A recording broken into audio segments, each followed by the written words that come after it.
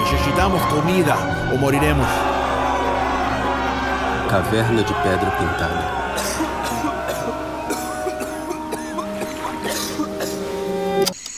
Greetings. Welcome to Wikisurfer, a kind of experiment in podcast storytelling. Basically, the format is this. Two guys, Brandon Phibbs and Kyle Sullivan, will each pick a starting topic on Wikipedia, crack it open, and see what hides inside. Moving purely on curiosity, hopping from hyperlink to hyperlink, they pick the best, weirdest, most wonderful stories possible. Happy surfing! Well, Kyle, it's been a couple months since I included a World War II story, so I thought it was high time I toss one back into the mix. Because while we think we know everything there is to know about the Second World War, it has a way of sneaking up behind you and knocking you upside the head with something you are shocked to discover you never knew.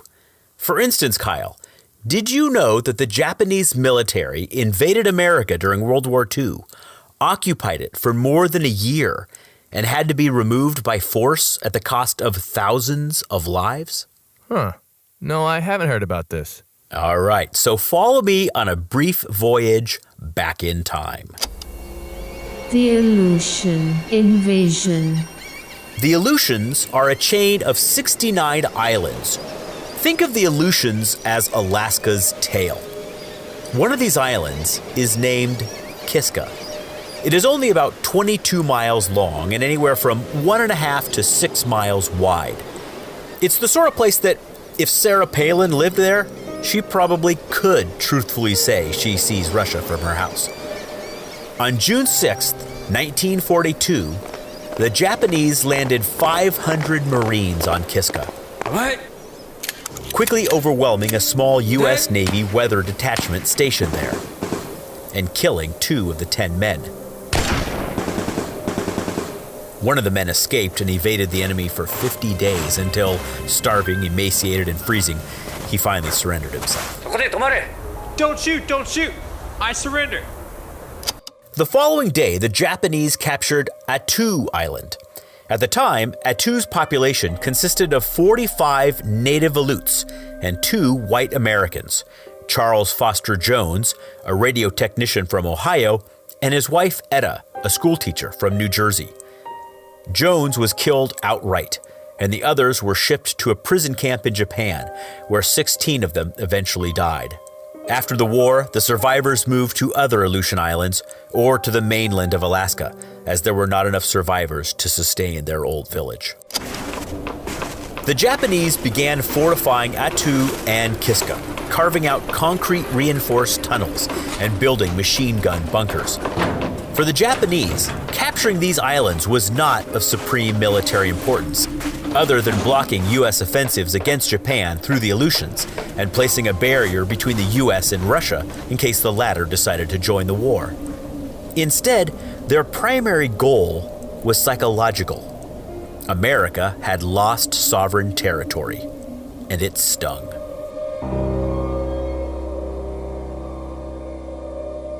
In October of 1942, American forces began bombing Kiska. If you've ever been to Alaska, you know that winter there is not to be trifled with. And 1942 was an especially rough one, with constant blizzards and whiteout conditions for weeks. In all, the weather let up enough for only 5 bombing runs, and it was not enough to unseat the dug-in Japanese. The next spring, the U.S. caught wind of a Japanese plan to resupply Kiska and Attu, and a fleet of 6 U.S. Navy destroyers and cruisers was sent to intercept the convoy. At what became known as the Battle of Komandorsky Islands, the Americans encountered a far larger Japanese force than expected. Outnumbered and outgunned, they nevertheless engaged the enemy. Because of the remote location of the battle, neither fleet had air or submarine support, making the battle one of the last pure gunnery duels between surface fleets in naval history.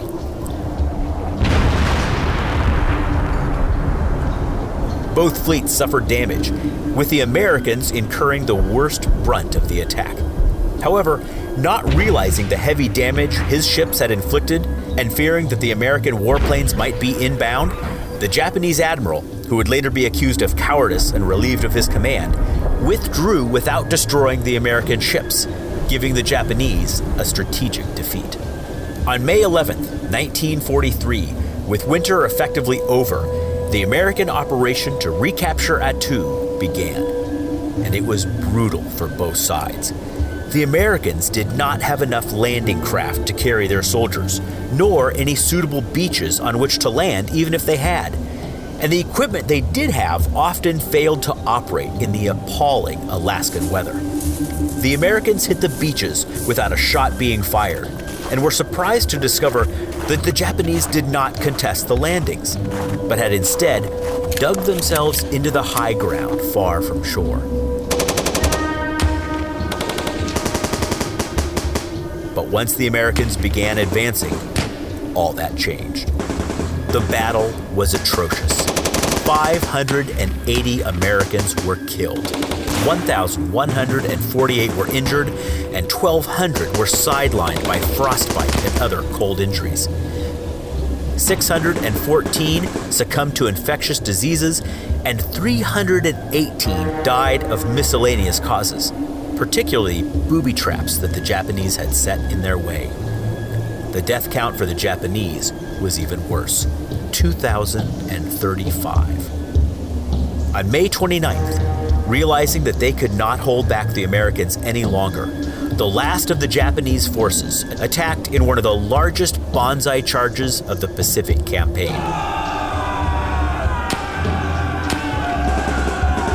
Like seppuku, which is the Japanese ritual in which samurai would disembowel themselves in order to die with honor rather than be captured, the banzai charge was considered to be another form of jiokusai, which literally translates as shattered jewel or honorable suicide.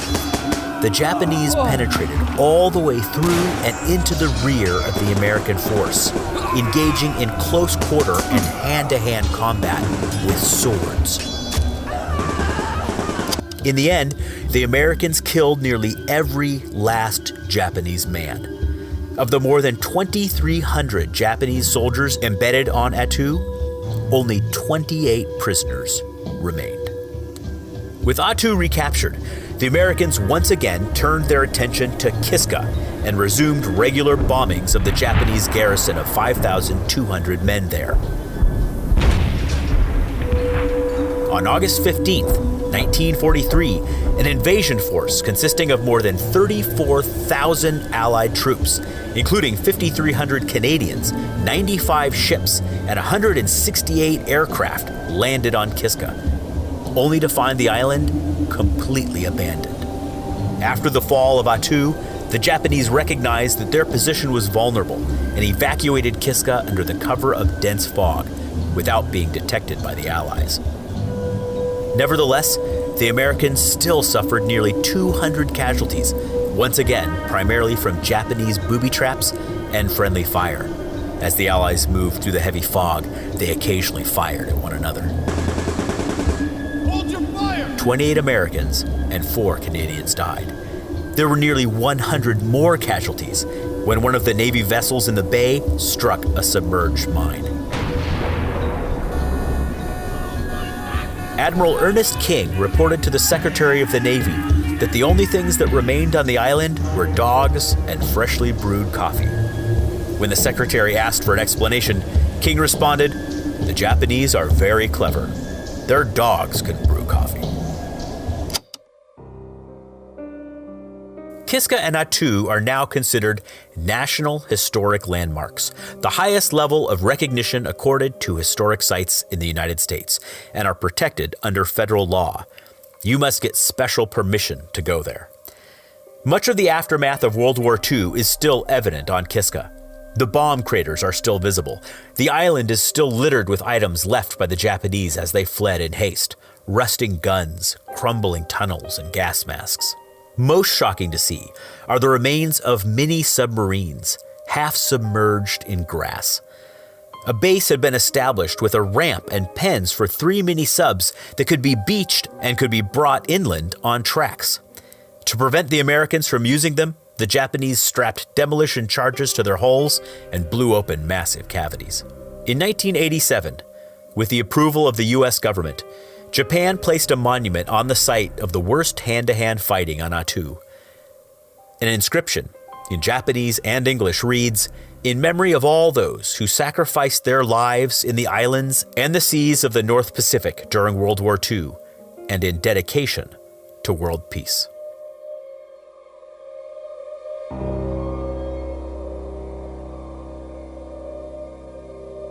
Growing up, Kyle, I'd always been told that it was a point of pride that the United States had never fought foreign aggressors on our own soil.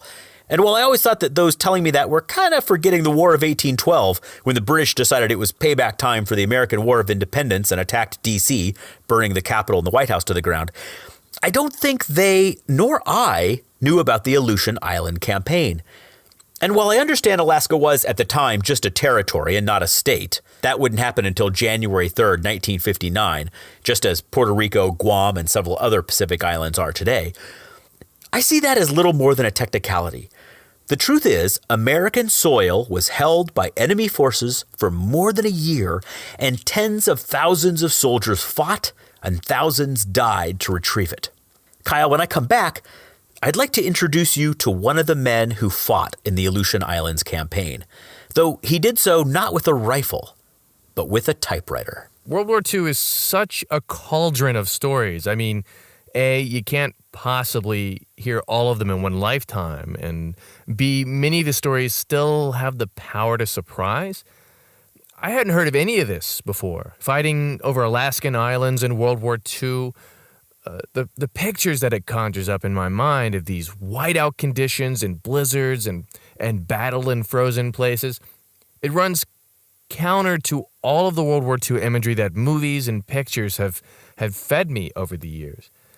I would love to see a depiction of this particular battle in film, actually. I think that'd be kind of neat to see. You're so right. We have these images in our heads of Allied forces working their way across towns completely shattered in Europe, or we have images of U.S. soldiers fighting their way through the jungles of the South Pacific. Like, we don't have the idea of Americans slogging through deep snow and trying to unseat Japanese in the middle of Alaska. That, like, when I stumbled on this story, I was toying around with okay, I can't do another World War II story so quickly after our inaugural episode, but I thought, this story is amazing. I have to do this story. There are just so many amazing stories in World War II, and so many of them are completely unknown to the public.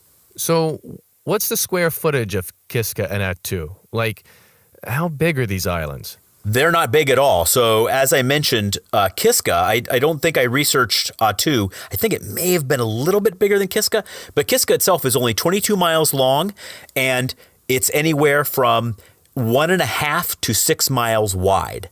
So it is something that, you could walk across the width of it in just a couple hours.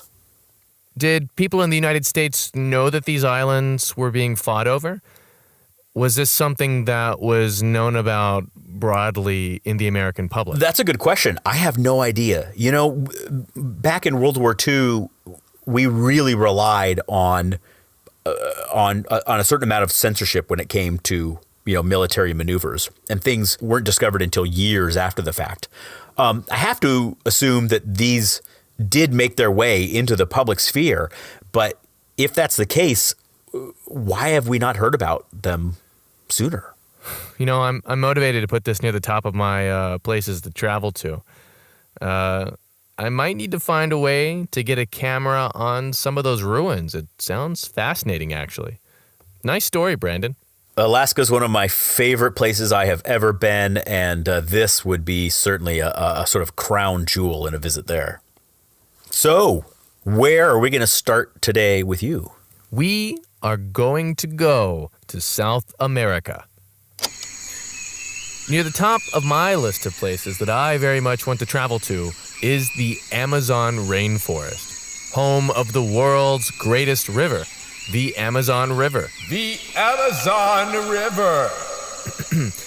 Now, the Amazon rainforest and the river can only really be described in superlatives. The forest represents over half the planet's remaining rainforests and contains nearly 400 billion trees. Billion with a B, Brandon. It is the most biodiverse place on Earth, containing 1 in every 10 known species in the world. And it can be deadly.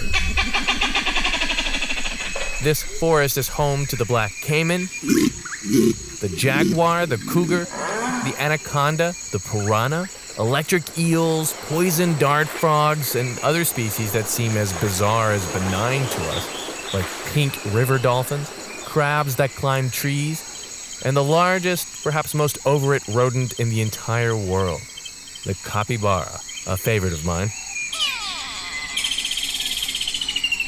It is 5.5 million square miles of deadly Darwinian playground, making up parts of 9 nations. And the centerpiece or lifeblood of this vast place? The Amazon River, with a discharging volume of water that exceeds the next 7 greatest rivers combined.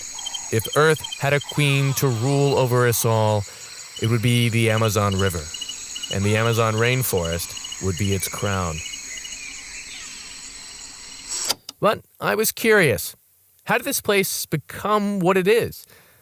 It seems, in terms of ecosystems, to be this gargantuan, peerless behemoth. But is this the largest configuration this forest has ever had? Was it always a forest? At the top of my list of curiosities is that of the river itself. What challenges has the Amazon River faced down in its life history? How did it form? Was it always so large? This is what I wanted to look at, the birth and the life history of the world's greatest river and its companion forest. This is a proper surf, but I had to lateral surf to several Wikipedia pages to piece everything together, and even a couple of pages outside of Wikipedia. Wiki editors, should you have some free time, you should get on creating a page just for this topic. So, for this next bit, I'm going to need some help. I'm going to need you to play a part in this story, Brandon. The part of the Amazon River itself.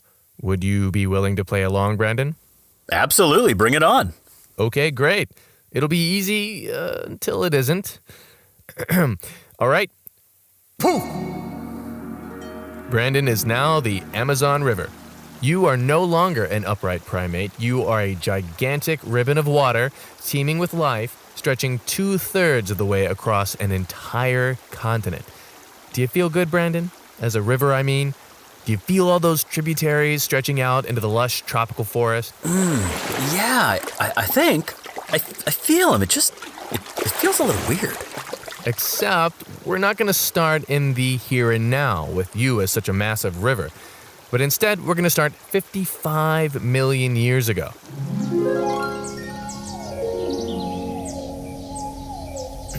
So, it is thought that the Amazon rainforest was born 55 million years ago. Pretty old for a forest, right? And when I say born, I guess I don't mean a literal birth. I mean, how is a forest born anyway? Do a couple of trees decide to stick it out together and face the world? What likely happened is that the Amazon became the Amazon by not going away as a lot of other forests did throughout the Eocene epoch. But I'll get to that in a moment. First, let me explain just where we are in time in terms of context. 55 million years ago was at the beginning of what's called the Eocene epoch, a run of geological time that makes up part of the Paleogene period, which in turn marks the beginning of the Cenozoic era, blah, blah, blah, blah, blah, blah, blah, blah. Let me just set the stage for what's happening in the Eocene. This was the time of the rise of the mammals. But mammals were still small and still establishing a claw hold for global dominance. Dinosaurs had just been made extinct only 10 million years earlier. Not that long ago, really. Bird groups that we would recognize today started to appear, too.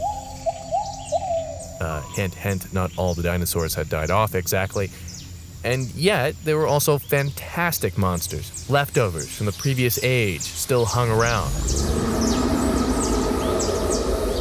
Crocodiles, alligators, and turtles, and huge flightless birds were often the apex predators in ecosystems all over the world. The Basilosaurus, a kind of early whale, had just begun to roam the seas, and South America just lost a curious creature, the Titanoboa, a python the size of a school bus.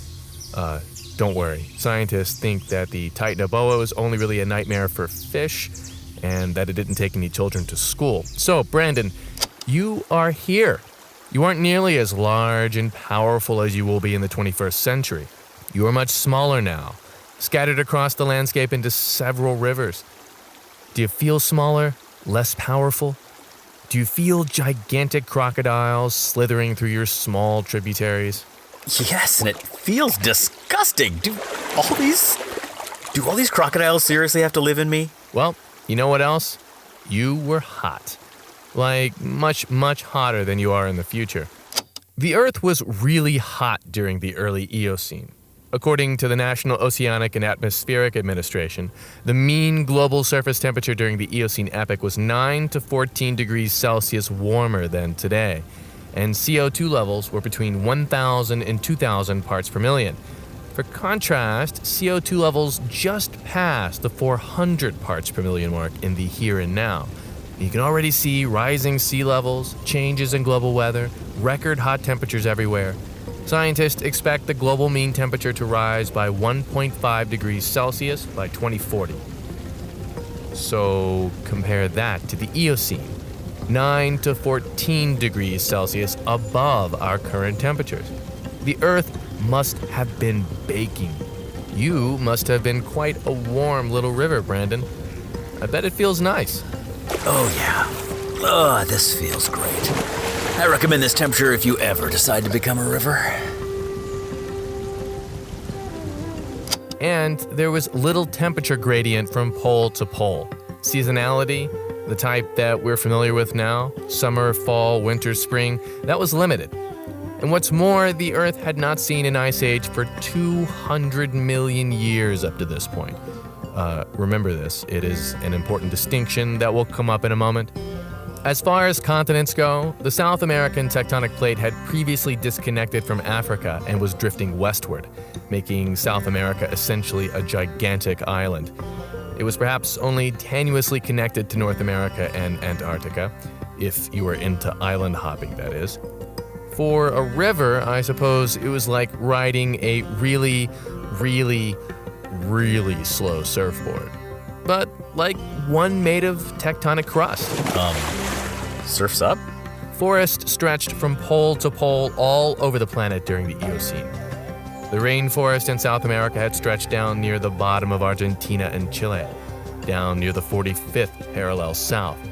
If you were looking at a map, that is pretty close to the very southern tip of the continent. This was a golden time to be a rainforest, Brandon. And not just in South America, but all over the world. Tropical rainforests could be found in northern North America, even as far north globally as Alaska and Europe. There are even subtropical forests in Antarctica. Polar forests were a hallmark of the early Eocene, and deciduous trees were still on the ascendancy. In a world with limited seasons, the adaptability of the deciduous didn't really stand out. And grasses, that ubiquitous plant we see everywhere today, grasses were still a relatively new innovation. You didn't see much of it in the Eocene. Do you feel that great, unending tropical rainforest covering every conceivable square inch of your riverbanks, Brandon? It feels great, man. Like being in front of thousands of adoring fans.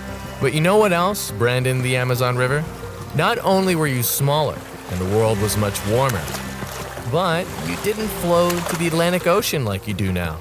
Or at least part of you doesn't, and part of you maybe does. You are still several smaller sections of river at this time. Wait, I don't? Nope. Why am I not going in the right direction? In fact, part of you flows west toward the Pacific Ocean.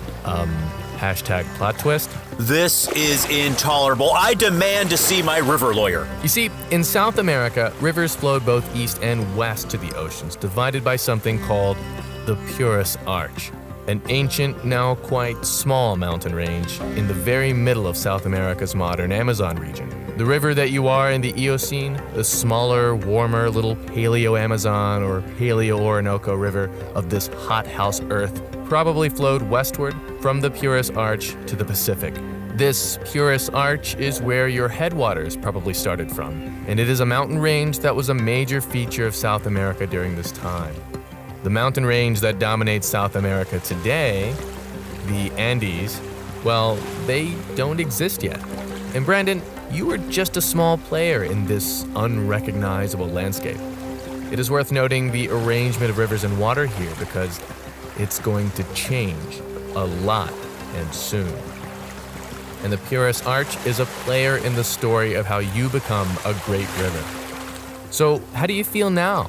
You're kind of dismembered, small, you're flowing westward in a steaming hot tropical wonderland. I guess I feel okay. At least it's warm. Because things are about to get crazy. The world is going to change, as it always does. And this will certainly affect you, Brandon. Great. Should I be excited or scared? One of the things that began to change was that tectonic plates began to slowly collide, as they also always do. Earth began to lift in places, the consequences of which can still be felt and seen today. I'm talking about the formation of the Andes Mountains. The Andes Mountains. The longest continental mountain range and second highest mountain range in the world. The Nazca tectonic plate, sitting to the west of South America, began to slowly slide eastward into and underneath the South American tectonic plate, so that by 45 to 30 million years ago, the Andes Mountains started to appear, and you can bet this changed a lot of things. For one, rivers that flowed west to the Pacific were no longer flowing west.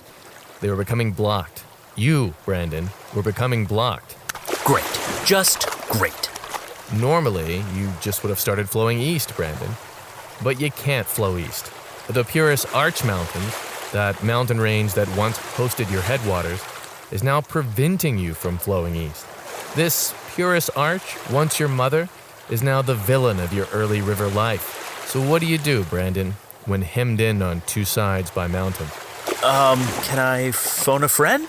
You are a river, you don't have any friends. Instead, you start to become a wetland. Water began to pool up at the foot of these new mountains. Wetlands started to develop. A massive series of wetlands, in fact. The Pebas wetlands, or the Great Big Pebas Lake, came into being. And if that wetland gets bigger or becomes permanent, your status as a river might cease. You might become part of a lake along with all the other rivers near you. Wait. I don't want to be a lake. I want to be a river. I want to be free. Where's my lawyer? No river wants that. But that's not the only thing that began to change, Brandon. Of course it's not. Global levels of CO2 began to get vacuumed up by Arctic freshwater ferns called azolla. Blooming in giant quadrants of the Arctic, azolla sucked up vast amounts of carbon dioxide.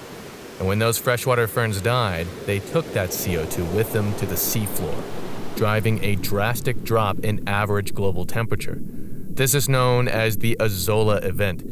The world began to get colder, much colder. For the first time in 200 million years, an ice age was coming. The Ice Age. Wait, an ice age?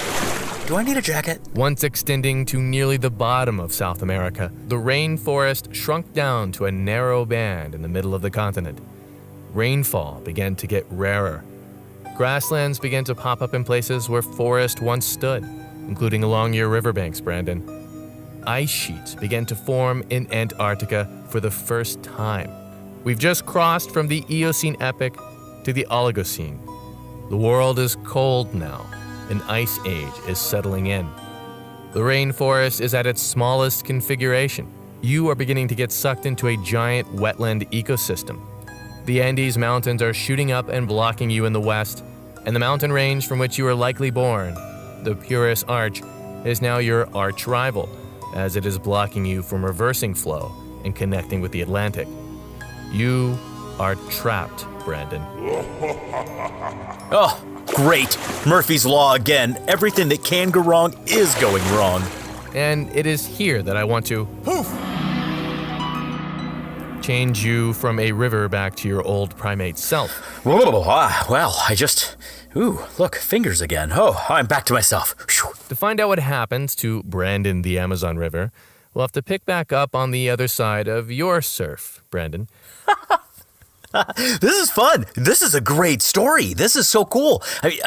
I'm sitting here thinking, listening to you tell this story, and I'm wishing that cameras were invented millions of years ago and had enough memory to do a time lapse that covers millions of years. Because I would have loved to have watched this universe forming and changing and altering and mountains growing and water tearing them down. Like, when you think about a piece of water, a body of water, a river like this, it's hard to imagine what it can do, what it has the power to do. It's a small little thing. You're talking about it just being this tiny little thing. What possible work can it do? But then you think of something like the Grand Canyon, and the Colorado River cut a massive scar in the plate, in the ground. And it did that because it had time to do that. And that's where I'm loving that your story is told on such an epic timetable that really allows these stories to these individual stories to be told. Yeah, it's pretty fun. I'm fascinated by deep time, by geological time, and water is an immensely powerful thing. And the cool thing about this story, as we'll see in a minute, is that even the water has such a power to it that when you look at it across geological time, it's such a force. I mean, that's what we've always been told anyway. In this surf in particular, the mountains are a crucial element too. The river isn't all powerful. I love that you're telling a story about a place that is, other than perhaps Antarctica, one of the only places that remain on planet Earth as largely unexplored. Yeah, the Amazon is incredible. I really want to visit. I probably shouldn't, but I really do for exactly that reason. It's a big unknown. Even though people live there, it's just a crazy place. A crazy place. Who knows? Maybe we'll get in there and discover that there are still snakes the size of school buses. That's crazy. Speaking of the unknown or crazy places, where have we left off with you? Well, when we left off, the United States military had just reclaimed Alaska's Aleutian Islands from the Japanese, and I mentioned that I wanted to introduce you to one of the men who participated in that liberation. His is a name many of our listeners may recognize, even if they don't know he was part of that story. The story of Samuel Dashiell Hammett. Samuel Dashiell Hammett was born in 1894 on a farm in southern Maryland, but grew up between Philadelphia and Baltimore. He was a ravenous reader who devoured everything he could get his hands on in the Baltimore Public Library, but had to drop out of school in his early teens to help earn money for his family. He went to work a variety of jobs, including one at the railroad, where he seems to have found an affinity for drinking, gambling, and hookers. Hey, baby, you want to have some fun? At age 21, he joined up with the Pinkerton National Detective Agency. His most crystallizing moment on the job took place in Butte, Montana, where he was sent as part of an operation to bust up Union strikebreakers. The men were striking because just a few months earlier, a fire broke out in the Granite Mountain Spectacular Mine, killing 168 miners, many of whom asphyxiated slowly over days, trapped behind sealed bulkheads, where they spent their final minutes scratching out notes to their loved ones in the dark. To this day, it remains the most deadly event to ever befall American underground hard rock mining. After the tragedy, the mine workers went on strike, demanding better safety conditions and higher wages. Anaconda Copper Mining Company, which owned the mine, put together a small army of violent thugs to intimidate the striking workers. It was into this volatile mix that labor union organizer Frank Little arrived to do what he did best: agitate the powers that be. And he did his job very well, so well, in fact, that Hammett was approached by an officer of the mining company and offered $5,000 to kill Little. Hammett turned him down. Not that it mattered. On August 1st, 1917, 6 masked men broke into the boarding house where Frank Little was staying, beat him so badly that they fractured his skull, tied him to the rear bumper of their car, and drug him down the granite streets of the town, shearing his kneecaps off. They took Little to the Milwaukee Bridge outside town, where they hung him from a railroad trestle. To his thigh, they pinned a note which read, "This is your first and last warning." And it contained the initials of other Union leaders. No one was apprehended or prosecuted for Little's murder, though it was widely suspected that at least 2 of his murderers were Butte's chief of detectives and a motorcycle officer in the Butte Police Department. Others suspected Hammett's fellow Pinkertons. Almost 14,000 people came out for Little's funeral, still the largest ever in the town's history. By all accounts, Hammett was deeply shaken up by the incident. He enlisted in the Army in 1918 and served in the Motor Ambulance Corps, which transported wounded Allied soldiers from French battlefields to hospitals. If writers in the Motor Ambulance Corps sounds familiar, you have a keen memory. Many future authors, from E.E. Cummings to Henry James and, of course, Ernest Hemingway, also served. Hammett nearly died during the war, but not as a result of enemy action. He contracted the Spanish flu and later tuberculosis. As a result, he spent the majority of his time in the Army as a patient in a hospital in Washington, where he refused to stay in bed. All the guys who stayed in bed tended to die, he said. While there, he fell in love with a nurse named Josephine.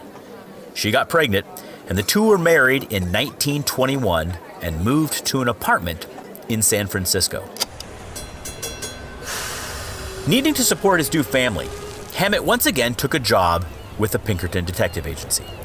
But his illness prevented him from being an effective officer. After one last job snooping around for the actor Roscoe Arbuckle, better known to history as the nearly 300-pound Fatty Arbuckle, who was accused of crushing a young, aspiring actress to death during an alleged rape, Hammett quit. That's when he began writing crime stories for the pulps. Pulps didn't pay well, so the only way to make a living writing for them was to write a lot.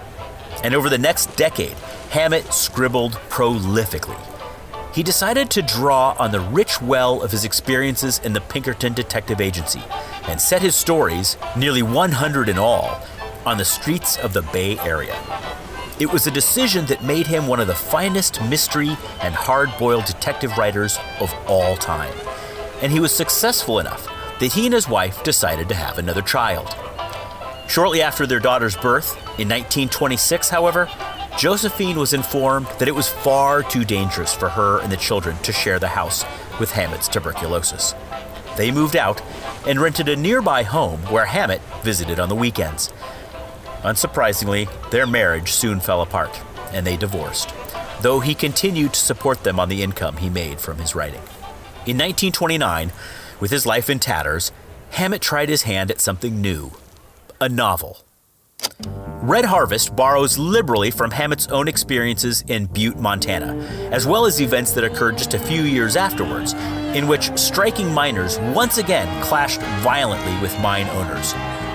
In the novel, a lone wolf private eye arrives in a corrupt, lawless Montana town where warring gangs have taken over.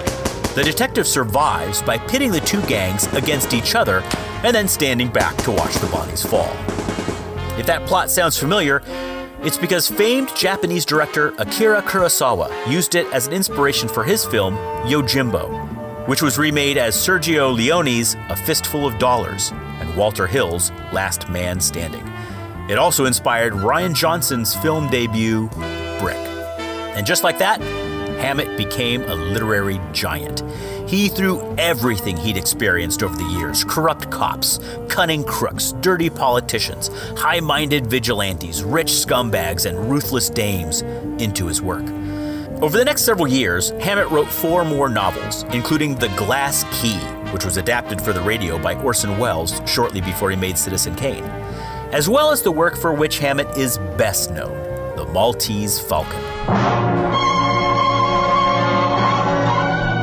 Featuring Sam Spade, his no-nonsense, hard-boiled, hard-drinking anti-hero who's led only by his cunning, personal sense of ethics, and code of honor. My name is Spade, Sam Spade. Occupation, private detective, sometimes known as Private Eye. My files in the case of the Maltese Falcon are closed, but I've got the Maltese Falcon. The book would be adapted for the screen 4 times. The best-known version is now a film noir classic starring Humphrey Bogart. The Maltese Falcon was Hammett's biggest success yet, and he moved to Hollywood, where he lived lavishly, spent money with abandon, cavorted with movie stars like Harpo Marx and Jean Harlow, and began consuming alcohol on a Titanic scale.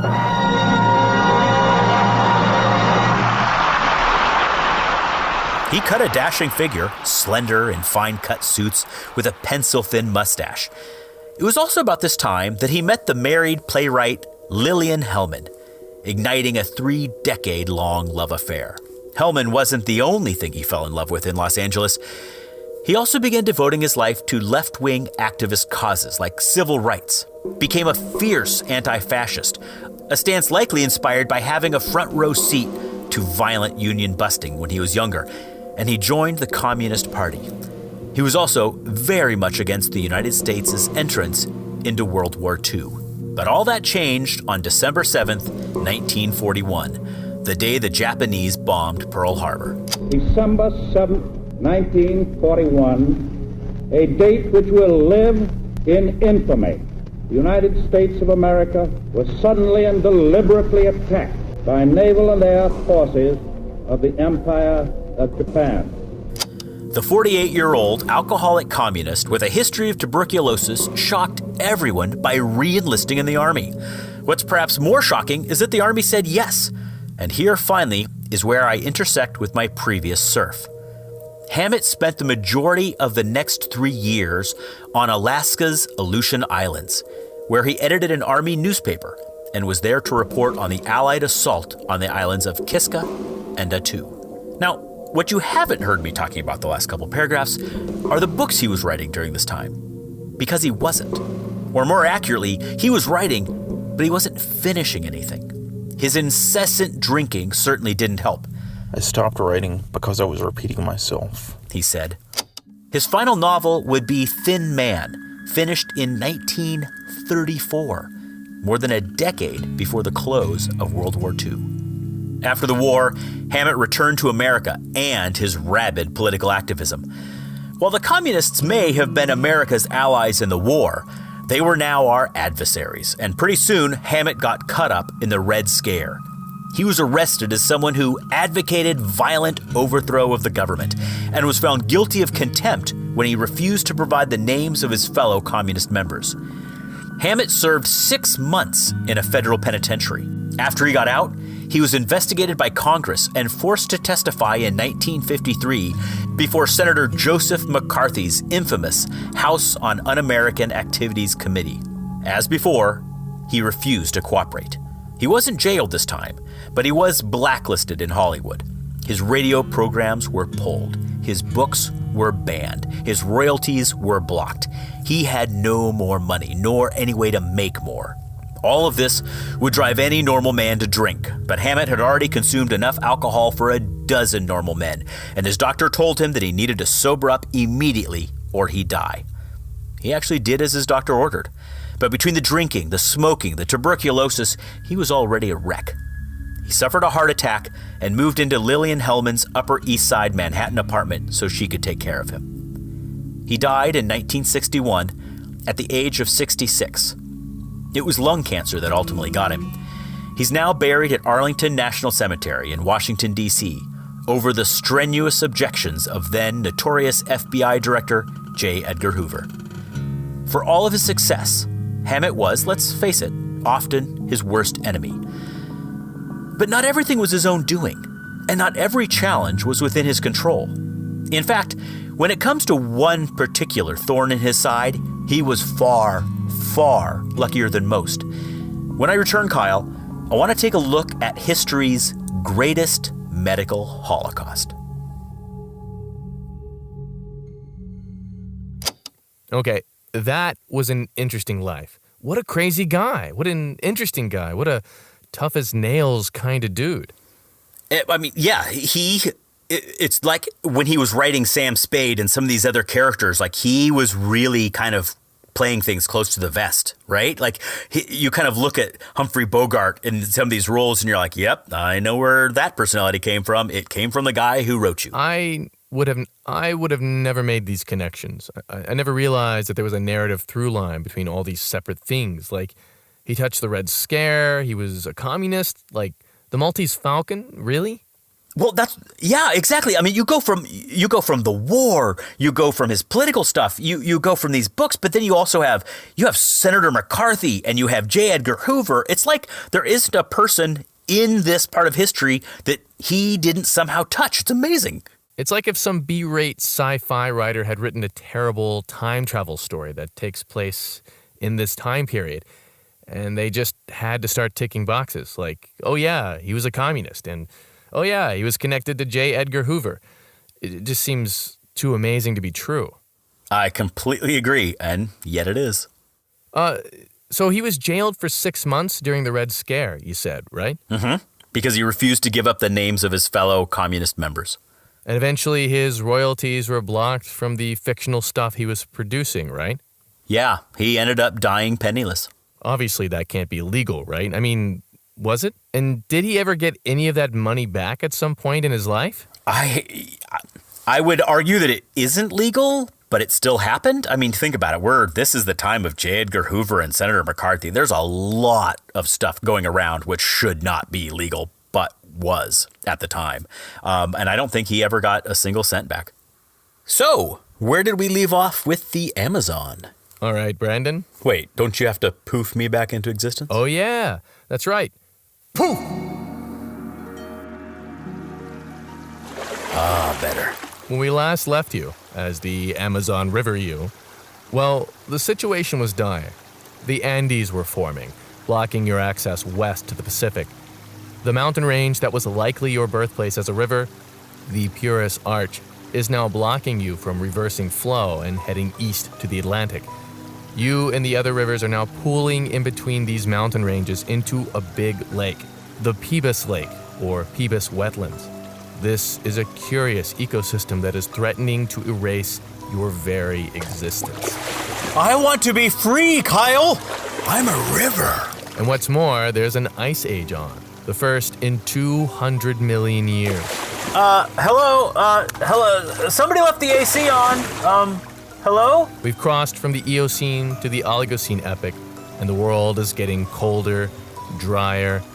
The ocean, for example, dramatically dropped in temperature around 34 million years ago. I need a sweater. Can rivers wear sweaters? But it wasn't a smooth ride into the icehouse Earth. There were ups and downs, temperature swings. In the middle of this climatic fluctuation, incursions of seawater spilled into the Pebas Wetlands region from what we now know as the Gulf of Mexico. This process began to create a kind of gigantic seasonal inland sea in what we now call the Western Amazon rainforest, a kind of ecosystem that has no parallel in the modern world. Part sea, part flooded rainforest. You'll note that there are various modern species that live in the Amazon which we perhaps associate with the ocean instead of a rainforest. For example, there are 20 species of stingray living in New Brandon, in the here and now, fully adapted to fresh water. Stingrays, Brandon. Stingrays? Seriously? They aren't the only ones to make the transition from saltwater to freshwater, or to come in whenever the seasonal inland sea was a thing.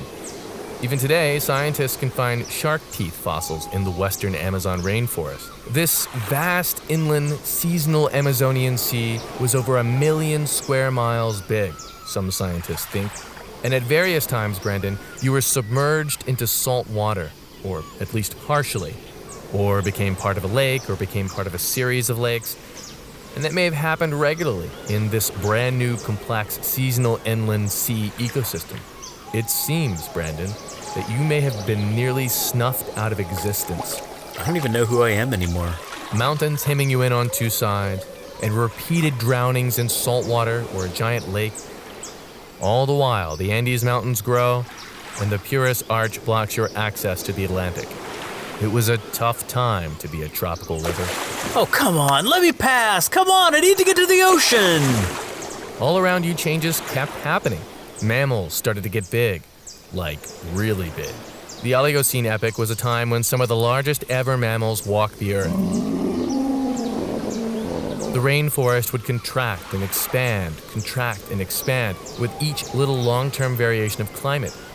But importantly, it never went away. The rainforest is there for you, Brandon. I love you, rainforest. But those mountains, especially the Purus Arch, they were not there for you, Brandon. Damn you, mountains. Damn you, Purus Arch. So you figure. So? What can I do? What can I do? How can I escape this inland sea wetland hell? If only you could get to the ocean, you can be free. How can I get to the sea? You notice that the Purus Arch isn't as young and as tall as it once was. Time and erosion were wearing these mountains down, grain by grain, eon by eon. Maybe, you think. Maybe. Just maybe. Maybe it's just crazy enough to work. So your water builds up and builds up. You push and push and push. Water's rising, pressure building, eventually pushing against the sides of the Purus Arch Mountains itself. Slowly, persistently, you lash against the mountains, looking for a weak spot, biding your time. Then, one day, after millions of years trapped in probably the largest wetland prison that has ever existed, you break through.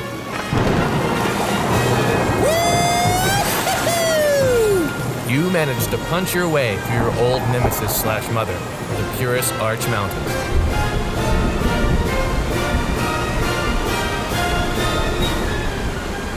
This was right in the middle of the Miocene epoch, at around 10 million years ago. Your western half connects with an eastern half right through the mountains, and now, Brandon, now you truly are a continental river. Now you can finally taste the delicious Atlantic Ocean. Man, this feels great. I have missed the ocean. From here on out, only greatness lies. Your destiny as a great river of the world lies before you. You and the rainforest around you survive the successive waves of ice age throughout the years. By the time the 21st century rolls around, you will be considered the largest river in the world by volume, pushing out 20% of the world's total river discharge. You will be the longest, too, by some measures, at some 4,300 miles in length. Thousands of boats and ships will travel up and down your length, reaching as far inland as Manaus, Brazil, and much further inland, Iquitos, Peru, home of the world's most inland seaport. And, technically, we are still in an ice age.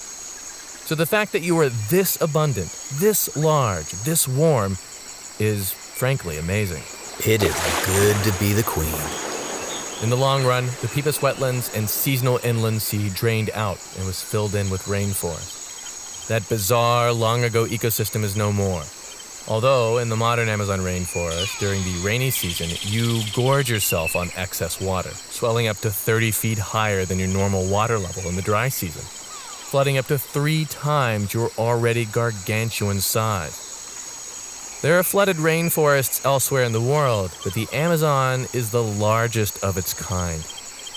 You are so large, in fact, so gigantic, that not only do you have the largest drainage basin in the entire world, taking up some 40% of South America, but you also have a kind of shadow aquifer nicknamed the Hamza River underneath you. The Hamza River isn't a river exactly, but it is flowing with the Amazon, albeit more slowly, at about 13,000 feet beneath your rivery waves. It is a kind of shadow twin that exists deep in the Earth's crust. So that's it. I'll have more Amazon craziness in a moment, but that's where I got to. Oh yes. Whew. You are no longer a river, Brandon.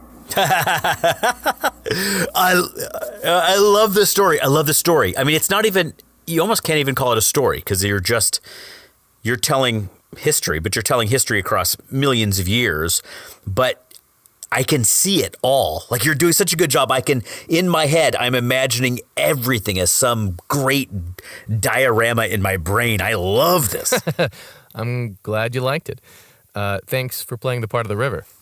More my pleasure. This is so cool stuff. Like, sea animals in the river? That is so cool. You know, the stingrays aren't the only ones. There are dozens of species that we associate with the ocean living in the Amazon River system.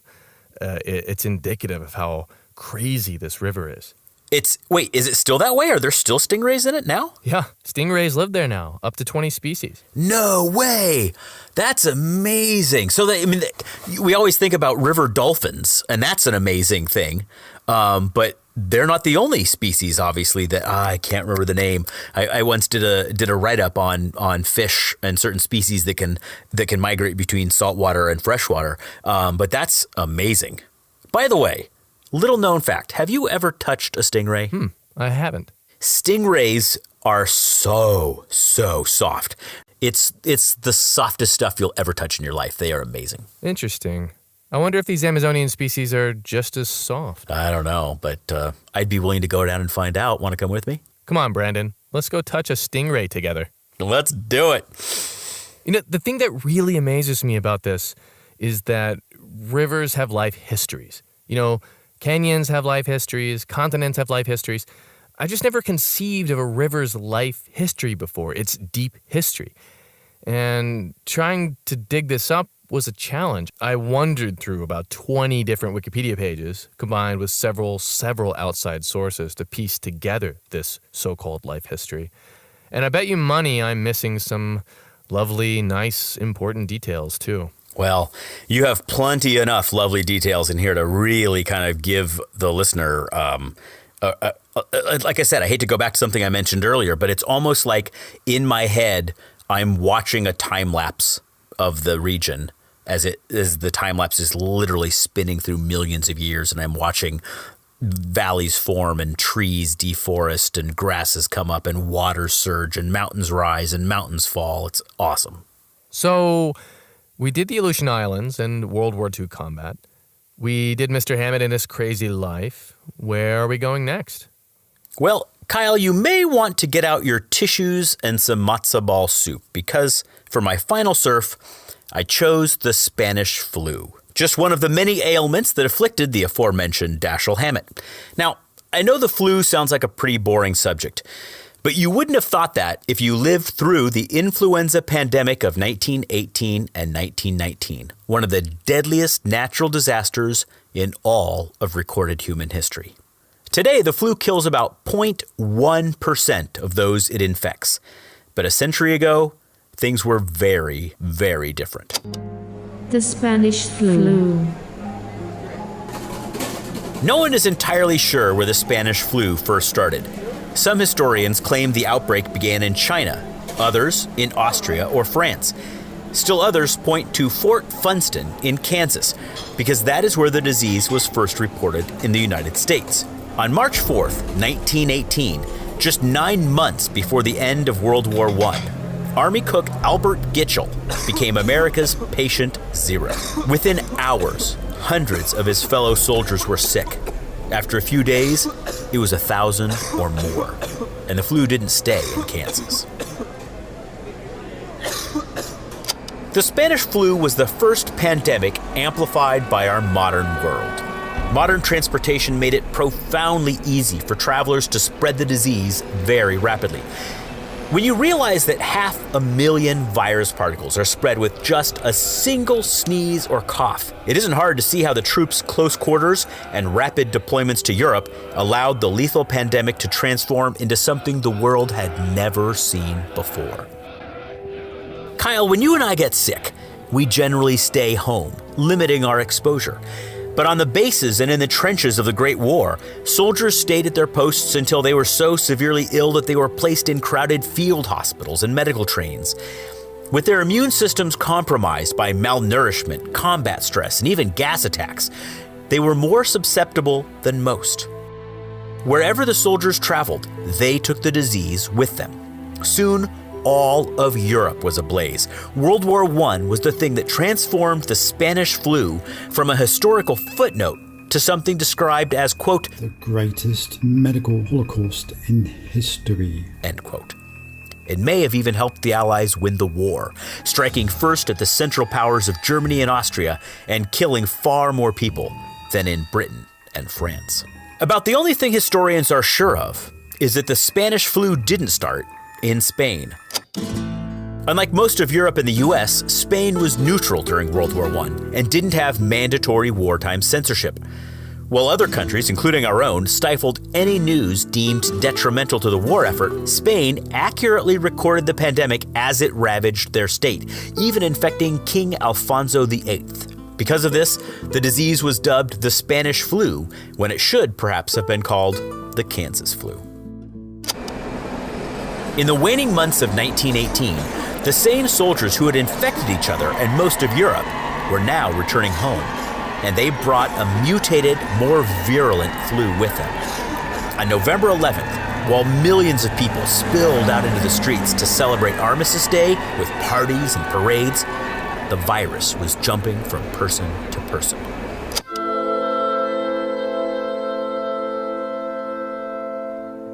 The Spanish flu killed many of its victims within hours of the symptoms first appearing. There were no effective vaccines to battle the flu. Those didn't appear in America until the 1940s. 200,000 people in America died in October alone.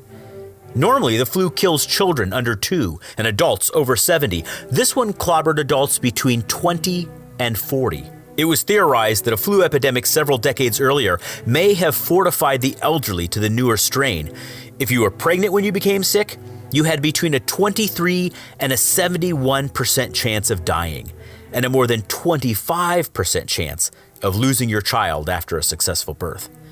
1/3 of every human on the planet was infected. More than 17 million people died in India, about 5% of its population. 390,000 of 23 million people affected died in Japan. 1.5 million died in Indonesia. It killed 10% of the Irish. 13% of Tahiti was wiped away. In Samoa, 90% of the population was infected. 30% of adult men, 22% of adult women, and 10% of the children died. In Iran, perhaps 22% of the population died.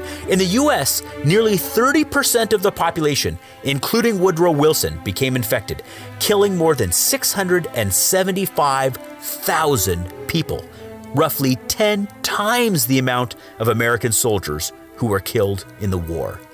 It killed so many people that life expectancy in the United States dropped by more than a decade. Native American tribes in the West were among the hardest hit. In Alaska, entire villages perished. Some communities closed all their businesses, schools, libraries, bars, and theaters. Some towns required special paperwork to pass through them, and other communities imposed quarantines, requiring citizens to wear masks, avoid shaking hands, and stay indoors. The war had created a shortage of healthcare workers, and those who were available couldn't tend to the sick without getting sick themselves. Hospitals overflowed, and private homes and buildings were transformed into makeshift hospitals, staffed by medical students. Undertakers couldn't keep up with the demand for coffins and burials, and grave diggers dared not get near the dead. In some places, families had to bury their own loved ones in mass graves. 3 to 6% of the entire global population died. The Spanish flu killed around 25 million people in its first 25 weeks, 1 million a week. It killed more people in 1 year than the bubonic plague did in 4. It killed more people in 24 weeks than AIDS did in 24 years. It killed more people than all the wars of the 20th century combined. When it was over, current estimates put the death toll at around 100 million people.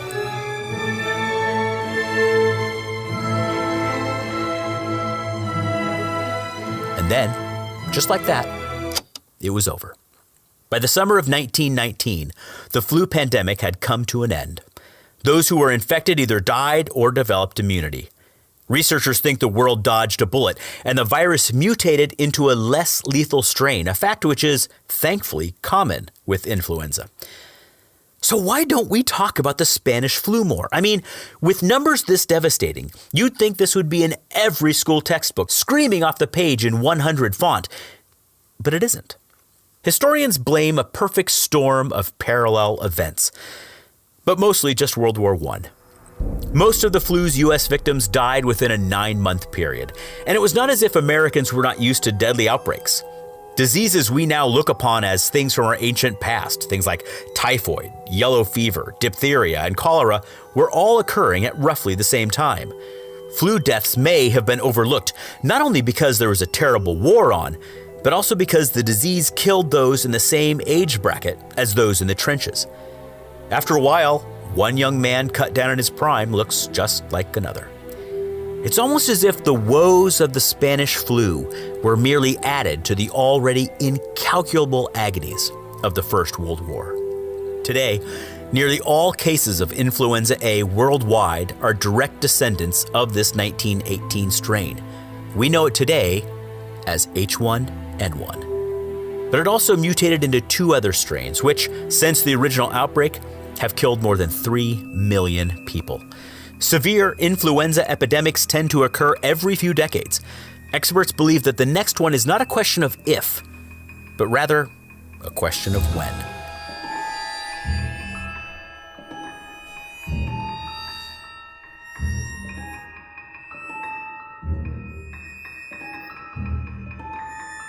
And this is where I chose to end my surf today, Kyle. I started with the Japanese occupation of Alaska's Aleutian Islands in World War II. From there, I profiled one of the soldiers who was present for that conflict, the author Dashiell Hammett. And finally, I looked into one of the maladies that left a tremendous scar on Hammett, and indeed, the entire planet, the Spanish flu. 100 million people dead? Insane. It's like the worst disaster movie ever made, with the Empire State Building falling and being blasted by aliens, and like every single Michael Bay movie ever made, except that it's with a disease, and we don't talk about it. What did people think was happening at the time? You mentioned that there are other diseases floating around and people managed to get sick all the time anyway, but did they understand the global scale of this pandemic as it was happening? I think they understood what was happening.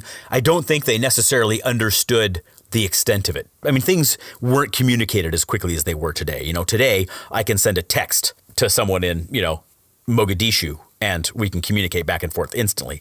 Back then, that wasn't happening. Not quite yet. We're, close, but not quite yet. So I still think that we weren't able to get ahead of it in the way that we would have today.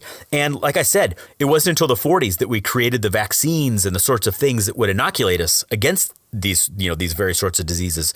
So there were no flu shots back then. There was no way to stop this. You just had to survive it. And you said that the strain of flu, H1N1, is still with us today, or a modern descendant of it anyway? Right. So H1N1 is something all of our listeners should be familiar with. It's something that you hear about at your doctor's office. It's something you hear about on the news. And I had no idea until I researched this that H1N1 is a direct descendant straight back to the Spanish flu. And thankfully, and this is not unique, flus tend to, the truly deadly ones, tend to mutate into less deadly strains rather than into more deadly strains as they go forward. Thankfully, because if it didn't, we would have killed so many more people. That reminds me, I need a flu shot. Yeah, me too. Nice story. A lot of people died in your story, but it was nice. So, where are we at with the Amazon? All right, we are done with the deep time in the Amazon River. Well, at least the deep time part. We are actually still on the Amazon River with my surfing. I'm river surfing, in fact. I want to go back to a particular moment, back to the year 1542 of the Common Era. Home sweet Amazon. Deep in the western Amazon rainforest, right near the eastern slopes of the Andes Mountain. Among the great big trees and the howler monkeys, the poison dart frogs and the screaming pihas, there were a bunch of humans. Now, I know humans all kind of look the same from the air, but these humans were a little different. You see, these guys are Spanish, and they are exploring the region just east of the Andes Mountains for the first time. I mean, there are lots of people already living here in the Amazon rainforest in 1542, but no Spaniard or as they might have called themselves, no Castilian, had ever been this deep into the interior of South America before. This expedition that we're spying on, made up of about 200 men and 4,000 native helpers, is searching for something called País de la Canela. País de la Canela. The country of cinnamon, a kind of El Dorado, a mythical land of riches. And the leader of this expedition? Gonzalo Pizarro. Gonzalo Pizarro. Half-brother of the infamous Francisco Pizarro, the guy who led the conquest of the Incas. Gonzalo is just about to send his second-in-command on a quick scout down a side river to look for food. As we will see in a moment, it probably wasn't originally Gonzalo's idea. You see, the expedition has been rough so far. Like, really rough. Already the group has lost 140 Spanish and 3,000 native helpers. They had either died or just deserted, vanishing into the forest. It was hot, beyond humid, and the Spanish were increasingly demoralized by what seemed to be an utterly unforgiving landscape of death. Dios ayúdanos, sálvanos de esta tierra de muerte. The Amazon will not suffer a fool, and these Spaniards had no idea where they were. Plus, there was starvation to consider. They had eaten through their supply of pigs, of which they had originally brought 2,000. They had also eaten some dogs and horses for good measure, and they beat up a lot of people they came across, people that lived in the Amazon. Pizarro's men were looking for gold and information on nearby cities that happened to be fantastically wealthy, if there were any, and thus they created a lot of enemies, and consequently, the perfect conditions for retaliation from the locals. They were in hell. Quizás no debiéramos haber invadido los países de otras personas. So this second-in-command person, a man named Francisco de Orellana, took a subset of about 50 or so men and set off down this side river to look for food and supplies and to scout the area. Necesitamos comida o moriremos. Voy a llevar unos hombres y vamos a buscar comida. They found a friendly village willing to give them food about 9 days downriver. But Orellana's men, still so fearful of being hungry all the time, did not want to return to the main expedition and share that food with the rest of Pizarro's men. So, they threatened to mutiny against Orellana. Orellana was forced to stay put. But being the good Spaniard that he was, he made those mutinous men sign some paperwork first, explaining that Orellana was forced not to return to Pizarro and the main group. You see, that was the key to being a good conquistador: raping, pillaging, and articulate, studious paperwork. In fact, it all seems a bit fishy now, almost as if Orellana and his compatriots concocted a reason together in order to escape the death trap that Gonzalo was leading them to. But it turns out that Pizarro had gotten desperate. Por Dios, vámonos, dejemos este infierno verde.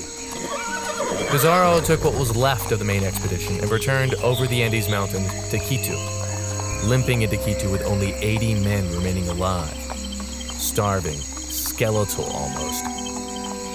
This effectively stranded Orellana and his 50 men in the wilderness of the Amazon rainforest.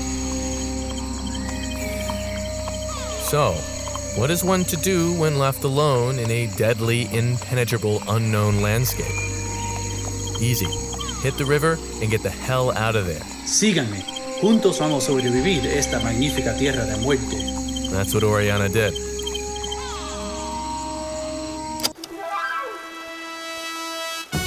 They set out to follow the river system all the way to the Atlantic Ocean, which they guessed must have been very close by. Spoiler alert, it was very far away, about 5 months away. It wasn't easy. In fact, one might argue that it was the least easiest thing that Europeans had done that century in the New World, second to the conquest of the Mexica and the Inca. By all reasoning, they should have died, and died horrifically. They were starving, eating their own shoes, some became seriously ill, they got into accidents and injured themselves, and importantly, they got into serious battles with several nations of people. The Machiparo, for one, and also the Piratapuya, whose front line of defense against Orellana's group including men and women. This led the Spanish to nickname the ladies they saw Amazons, after a myth of warrior women described by the ancient Greek historian Herodotus. After 5 months of violence and hanging on by their fingernails and prolonged starvation, Orellana and his men reached the Atlantic Ocean. Some of the men were, in fact, alive, if only barely.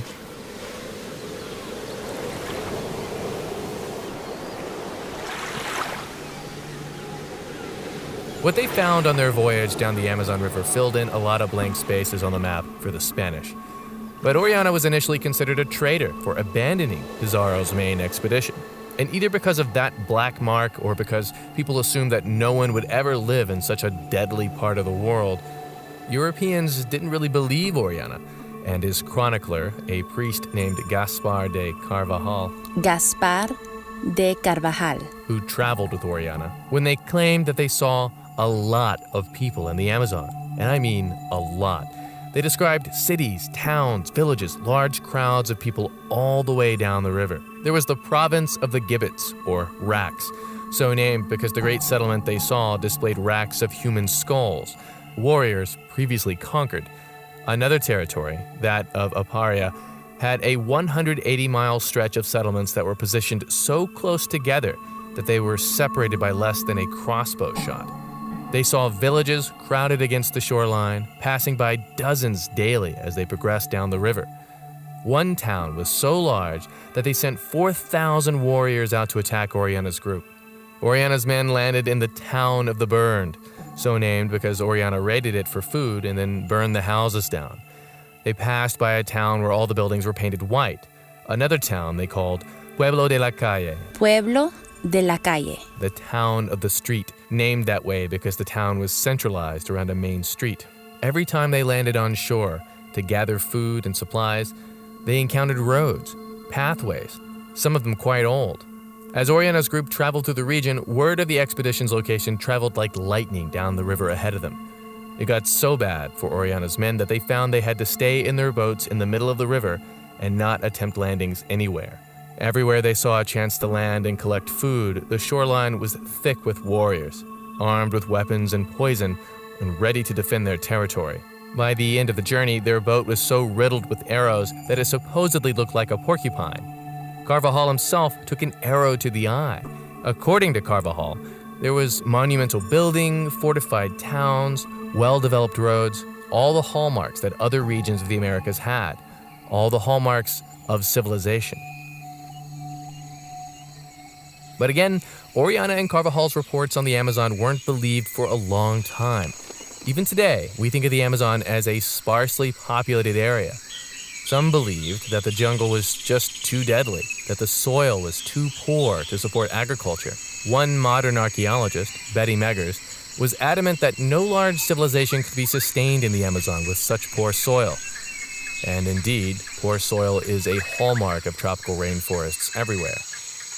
But what if that wasn't the case? Or rather, what if that wasn't always the case? What if Orellana's men really saw these things?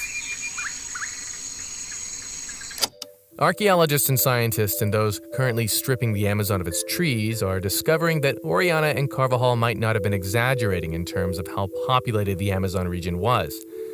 It turns out that the human history of the Amazon is old, and very peopled. Some of the things being revealed now are pretty incredible. For one, there are these great big geoglyphs being discovered in certain regions, like the states of Acre and Mato Grosso in Brazil. Great big shapes carved into the forest floor that date back to the year 1250 or 1000. Shapes like squares and circles and other geometric forms. Think of something like the Nazca lines for comparison, of things that only make sense from the air. Probably these were used in villages or towns as the base of a fortification, but researchers are still trying to figure that out. Human occupancy goes back further than that. For example, the earliest indications of human activity can be seen in Caverna de Pedra Pintada, Caverna de Pedra Pintada, the Cave of the Painted Rock, in the Brazilian state of Pará. Researched thoroughly by archaeologist Anna C. Roosevelt, the Cave of the Painted Rock has stone tools and refuse that date back to about 13,000 years ago. And there is a swell collection of cave art in that cave too, that is also thousands of years old. Elsewhere, there are lines of evidence that illustrate a deep occupancy in the Amazon. Pottery and burial mounds dating back thousands of years can be found in various locations, for example. There is also something called Terra Preta do Índio, Terra Preta do Índio, or black soil of the Indian, a clever technique of mixing a variety of charcoal, broken pottery, and animal remains to create a highly fertile patch of soil. Some areas of human occupancy in the Amazon still have this black soil innovation underfoot, left over from centuries of cultivation. There are groups living in the Amazon today that still do this, in fact. One spot near the city of Santarém has a 3-mile stretch of this artificial black soil, part of a complex of black soil patches in this area. According to experts, this level of agriculture could support thousands, if not hundreds of thousands of people in this one place alone. In research published earlier this year in the journal Nature Communications, a team of scientists used satellite imagery to search unexplored portions of the forest, looking for geoglyphs on the forest floor. Every spot they likely thought the imagery pointed to a geoglyph turned out to be one when they went out to the forest to check. They found 24 sites this way, with some sites sporting the black Indian soil. Extrapolating from this data, they estimate that there are more than 1,000 geoglyphs remaining to be found in the area of their search, in the state of Mato Grosso. This research and the research of others suggest that millions of people potentially lived in the Amazon basin, in a long series of interconnected villages, cities, and towns, with roads connecting much of it all together. And perhaps most telling are the leftover effects of agroforestry. Instead of growing crops like the Mexica or the Inca did, the people of the Amazon cultivated trees. People remark that in the Amazon today, there is a great deal of edible fruits growing on trees. Turns out, this might not have been a fluke of nature. All those villages and towns were cultivating the forest around them, creating great orchards of edible fruits. And much of that is still reflected today in what species of trees are growing in the Amazon. It's like an after-image of a village or a town, the remnants of a once populated place. One researcher suggests that perhaps 11% of the area of the Amazon basin that doesn't flood may have been shaped and cultivated by human hand. Extrapolating further out, if this is true, then the Amazon rainforest is less a primeval, untouched swath of nature than a human-created and human-managed landscape, still bristling with the innovations of humans who figured out how to live in a really tough place.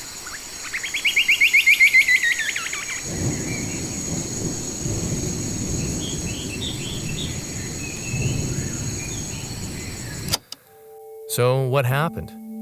Where did all these people go? Why do we only hear of, quote, uncontacted tribes deep in the Amazon? Well, disease is the most likely culprit. Disease is the biggest player in the story of the Americas, wiping out perhaps up to 90% of the people in some areas. One of the greatest human catastrophes in history. Without the impact of disease, there would likely be no European presence in the Western Hemisphere today. Smallpox, malaria, yellow fever, and others, introduced by Europeans during the contact period, probably raced ahead of explorers and decimated the whole region. This was probably an exceptionally quick event, too, given how well things like diseases flourish in wet, tropical environments. What happened to the Amazon during this time frame was basically the apocalypse.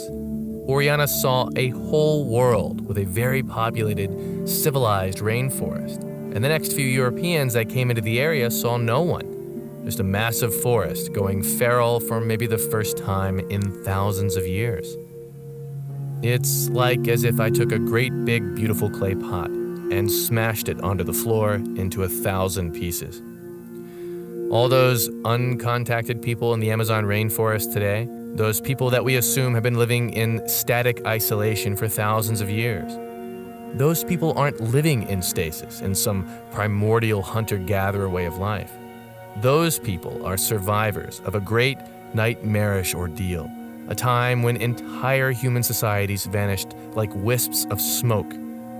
They are but pieces of the clay pot, smashed on the floor.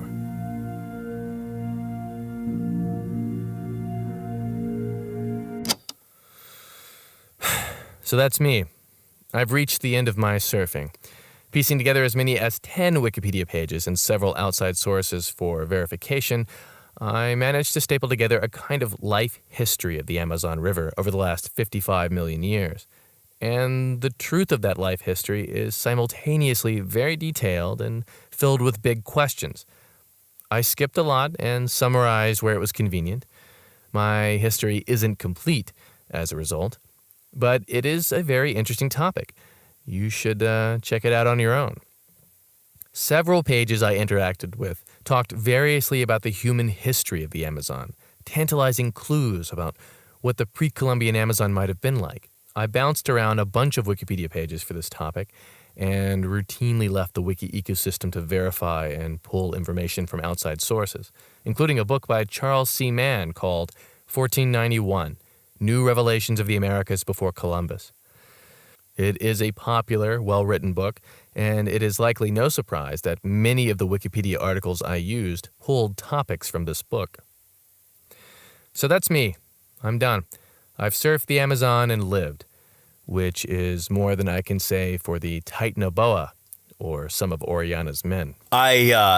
This reminds me, and I think I've brought this book up on one of our past podcasts, but have you ever read The Lost City of Z by David Grann? No, I haven't.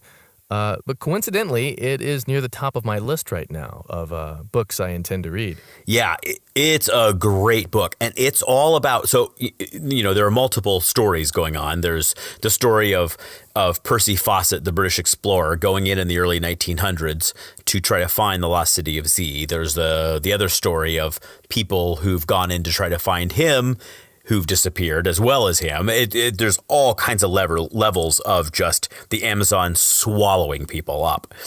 But it's amazing because it discusses something that most historians up until just recently have discounted. And that is that the Amazon used to boast massive cities. And most historians have said that's impossible. It's too dense. It's too dangerous.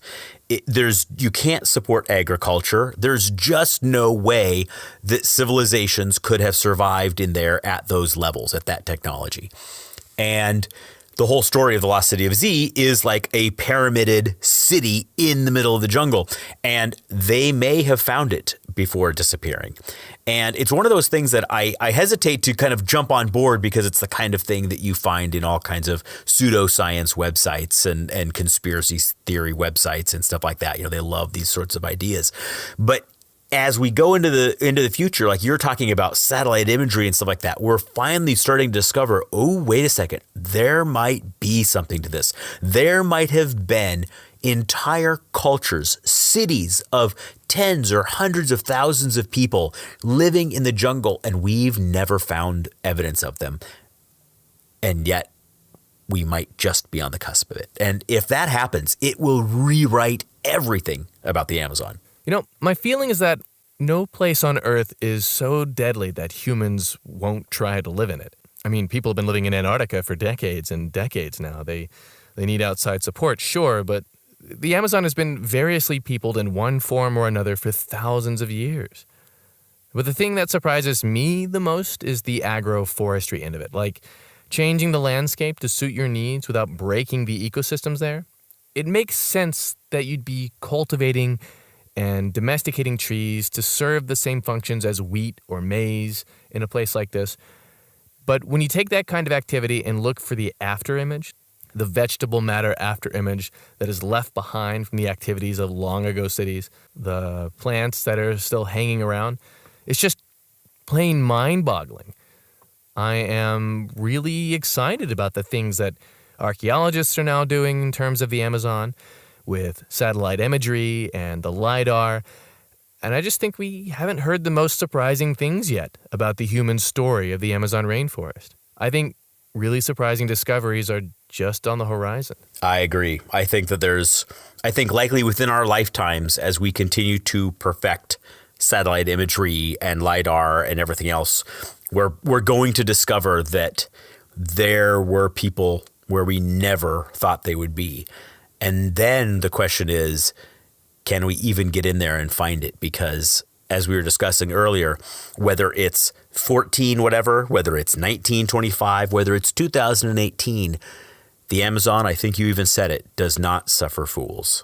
And it does not. It is a profoundly difficult place to live. Welcome to the credits.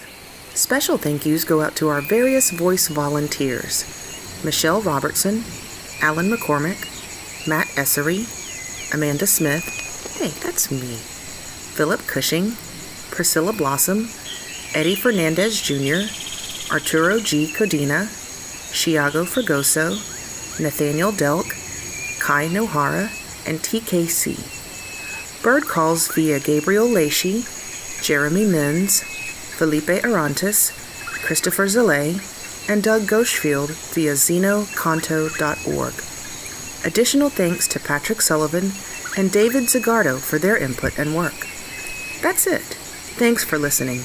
And remember, the Amazon does not suffer a fool.